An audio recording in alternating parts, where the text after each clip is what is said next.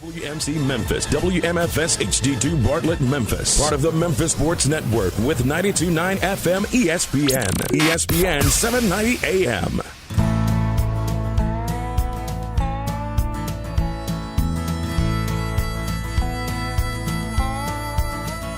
Watch the sunrise, new day's dawning, and it's calling you and me, where the mighty Mississippi flows by Memphis, Tennessee. We've got woodlands, fields, and water. Hey, there is no better way. You can find out all about it on Outdoors with Larry Ray. Make some time, take the family, ask a friend, but don't delay. Listen up and learn about it all. Outdoors with Larry Ray. Listen up and learn about it all. Outdoors with Larry Ray. Good Saturday morning. Welcome to another edition of the award-winning Outdoors with Larry Ray on ESPN 790 AM. Brought to you proudly by the Tennessee Wildlife Resource Agency, Gaston's White River Resort, Sportsman's Warehouse, and Barton Power Sports. Now, here's your host, Larry Ray. Hey, good Saturday morning. Welcome back to Outdoors with Larry Ray, and we have a room full here. Now Don King is standing up, and Rowdy and Miranda have just been over there applauding and having a great time. I wish they would. Could you tell them to stay awake? It looks kind of bad when I see their eyes shut over there. It's hard to concentrate when the people in the room are sleeping, you know. Betsy Woods is in here, too. Of course, this is the third Saturday of the month, and my voice is beginning to get, I think I need a pill, you know, but after I have epizootie. Anybody ever had epizootie before? That's coughing and sneezing. We call that in Arkansas. I bet this next guy. How do you spell it? Spell it? It's Spellit. That's how you spell it, okay? Epizootie, Epizootie. Ask your doctor. It'll cost you $150, and he'll tell you. Okay? Let's talk fishing. It's a wealth of information out here on Outdoors with Larry Ray this morning. How have we survived? You know, I asked some of the big shots to come in this morning, but they're all still they're not asleep. here, and they didn't show up. Hey, we've got a great guest on with us, a young man that's had tremendous success on the professional bass fishing circuit. He's been on the show before. And Ron had a chance to be over in God's country here recently, and I know this guy likes Arkansas now because he took home some money. Well, didn't he? Yes. Listening to you earlier, you're talking about how you love Bull Shoals. Yes. Well, our next guest really loves Bull Shoals. Won't you introduce him? Had a great tournament. I was over there. I had the privilege to be over there in Mountain Home to cover the BASS Elite Tournament that was won by this gentleman, Randall Tharp. Congratulations, Randall. Thank you, guys. It was definitely a good week for me. You know, I've always liked Arkansas. It's been good to me long before that. I had a pretty good tournament at Ouachita a few years you did. Ago, yeah. But yeah, I mean, to come out on top against a field that I compete against on the Elite Series, I mean, it was a special week for sure. You know, Randall, that was a very unique tournament that BASS put on at the elite level, in that it was a 4-day tournament, but 2 days were on Lake Norfolk and 2 days on Bull Shoals. How did that affect your practice? Yeah. Well, it was definitely different. It was something none of us had experienced before. They actually gave us an extra day. We usually get 2.5 days of practice, right. And we got 3.5 for that tournament. So I spent a day and a half on Norfolk and 2 days on Bull Shoals. I had never been on either lake other than test driving boats on Bull Shoals a few times. You know, fishing, I've never fished either lake before. So that extra day was beneficial. And, you know, I really went in there with a game plan of trying to get one thing that would work on both lakes. And I was one of the few guys that did that. And I came out on top because of it, I think. Randall, talk about that. Those are highland lakes, or what they classify as highland lakes. Very clear water, and you used your signature jig in very shallow water, and it seemed like those were phantom fish because it's so clear you think you could see the fish, but you were able to catch these fish on the bank almost.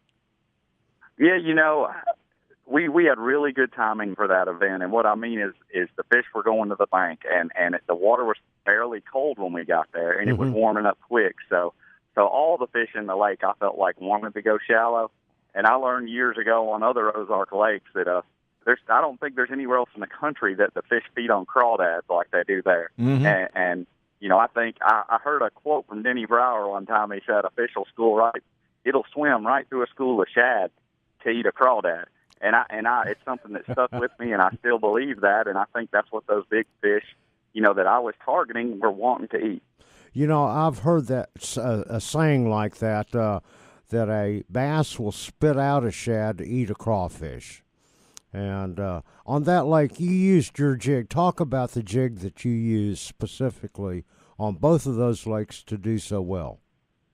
Well, it's a jig I designed probably 6 or 7 years ago. I mean, it got so detailed to head shape, how I wanted the line tie, the exact hook for each size that I used, the weed guard angle.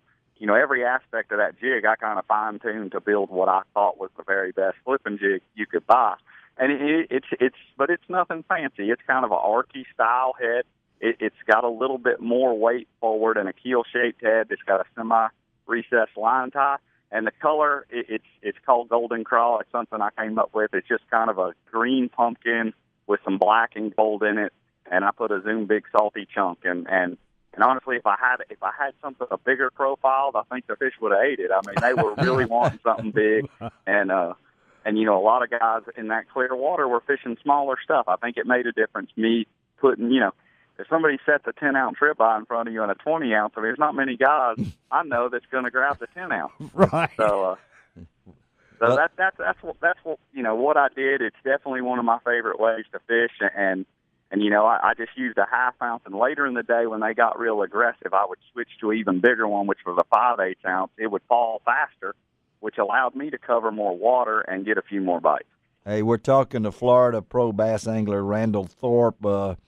And Randall, I know that this the thing I'm thinking about here is you used a green pumpkin Zoom Big Salty chunk 4x4 jig. I love the names of these lures. I mean, and you designed this thing, and I'm thinking about let's just look back. This is 2016, 2007.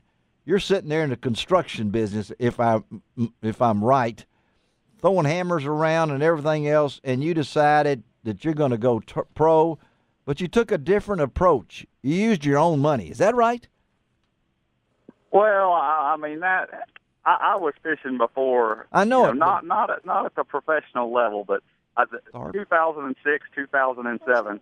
I was working 60 hours a week in my business, and I was working, 2 or 3 days a week fishing bass tournaments. Yeah. And I made a lot more money fishing bass tournaments.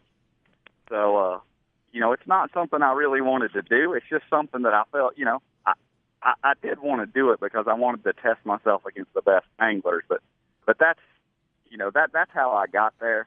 And, I had won enough money fishing around Alabama is where I started fishing bass tournaments, to go do it a few years. And 2008, I didn't have a big investment like I do now, yeah, but I won 3 pretty good sized tournaments that year. And really to this day, 8 or 9 years later, I'm still fishing off that money I won the first year. That's amazing. And of course, you've got great support from your wife, Sarah.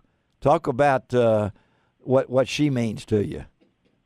Well, I wouldn't have that blue trophy if it wasn't for her and the rest of the trophies on my mantle. I mean, she had a really good job, which afforded me that opportunity in the beginning. And, a couple years into it, we made the decision for her to quit her job, and she runs this business now. And, she keeps me in line, which is way harder than running the business.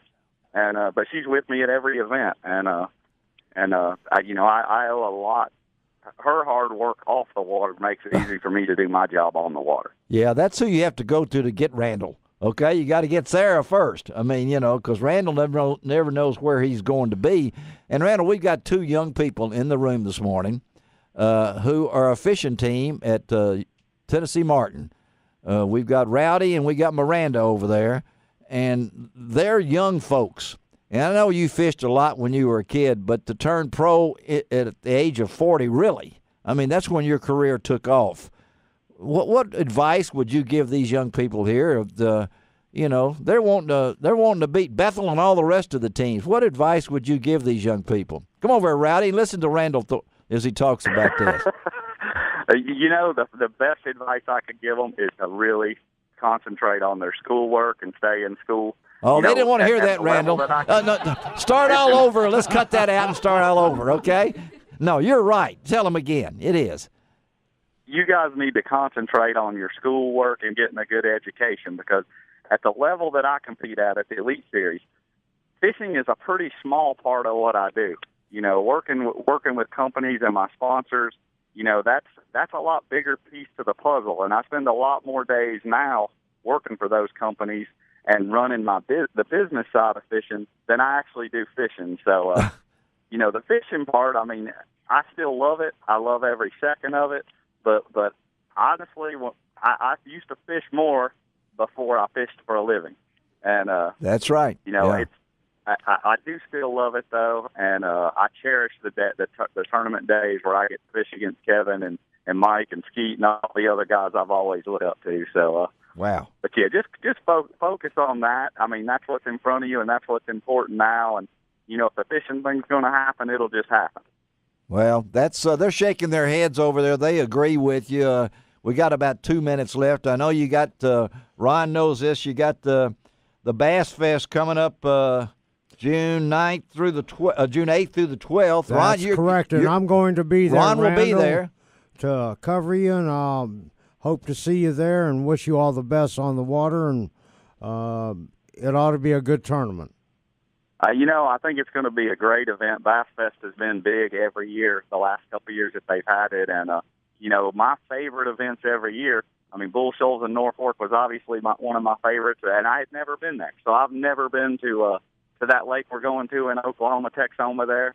And I'm fired up about it, and I'm pretty sure I'm going to be able to maybe make that jig go to work there. There you go. Well, Ron will be there. Sounds good, and I'll see you there, Randall, and wish you all the best, buddy. So that sounds good. Thanks for having me on. I've got an appointment with a big tarp in here in just a minute. Oh, man, go get him. Okay, thank you, Randall. All right. Randall. All right, Randall Tharp. Tharp. Randall Tharp, that is. Yeah, Randall Tharp, that is. And Ron Wong, that is, will be at Bass Fest. He's going to miss the fishing rodeo. I am, which and I'm really sad about that. Now, Larry, you could get a private plane for me and fly me back from Texoma to Do they make a drone that big? Yeah. Why don't you just take the bus? Fishing rodeo. Take the bus. They got a special now. Are you paying for it? Huh? What? I'll pay the my West bus Memphis. fare. I'll pay to West Memphis, and Frank will take care of the rest. Frank, what do you say about that? You want to sponsor Ron Wong on the road? He'll wear a patch on his back. I think your voice has gotten a lot better all of a sudden. Yeah, it has. Yeah, you're not fading out now. No, it's not. It's starting to wilt again. Here we go. When we talk money, I start losing track. That's why I was waiting for you to have a fainting spell. I am. I'm hungry. All right, let's take a break. We'll come back. Don King, Betsy Woods. It's that time that everyone's anxiously awaited all morning. They drove all the way from Nashville, brought their entourage. As far as I know, they made it safely. I didn't hear anything, no calls in the night or anything like that. So take a break. Be right back on Outdoors with Larry Ray on ESPN 790. You can find